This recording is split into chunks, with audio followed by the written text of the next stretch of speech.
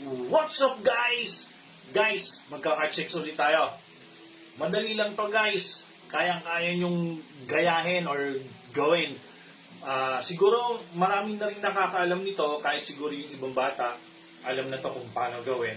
Pero doon sa mga hindi pa nakakaalam at saka sa mga beginners, para po sa inyo to guys. Watch! Okay guys, may deck of cards tayo dito. Cut ko lang. Ayan. And then, kuha tayo ng dalawang cards sa ibabaw.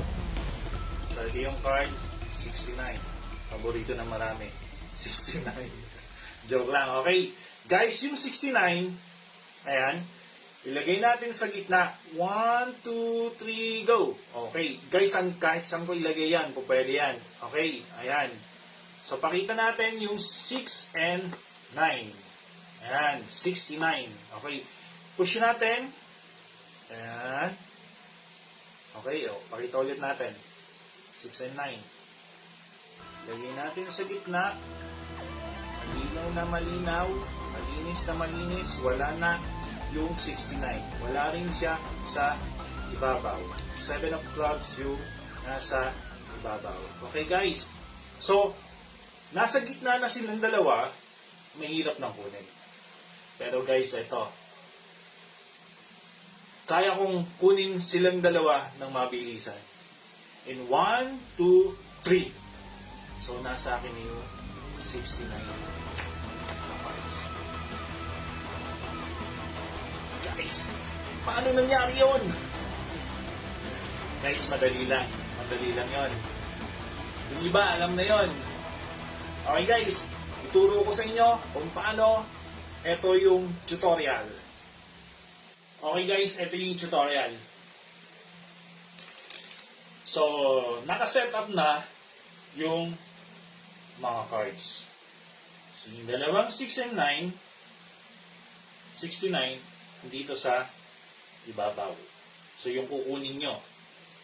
And then, yung dalawang 69 din is nasa ibabaw, which is 6 of hearts and 9 of diamonds at nasa ilalim.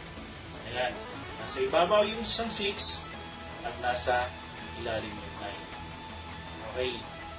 Guys, parang magkatulad sila, oh. Tingnan nyo. Ayan. 6 of diamonds and 9 of hearts. Ito naman is 6 of hearts and 9 of diamonds. So, parang magkatulad silang dalawa. So, yun ang setup. Nasa ilalim yung isa, nasa ibabaw yung isa, tapos itong dalawa, nasa parehong kaibabawan. Okay? So, gagawin nyo, kukunin nyo yung dalawang cards. Sabihin nyo, meron akong 6 and 9 cards dito. 9 and 6 or 6 and 9.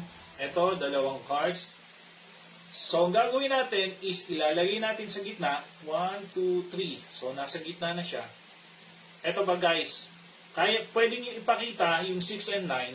Ayan, 6 and 9. Pero huwag nyo ipapakita itong nasa ilalim. So, ang gagawin nyo is tatakpan nyo ito ng index finger nyo yung number. Ayan, ganyan. Yan. So, papakita nyo, guys, ito yung 6 and 9. Nasa gitna na siya. Ilagay natin sa gitna. And then, push natin. Ayan. Push natin. So, ipakita ulit natin.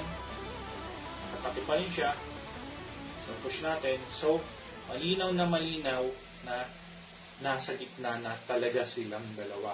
As in, nasa gitna na talaga silang dalawa. Okay.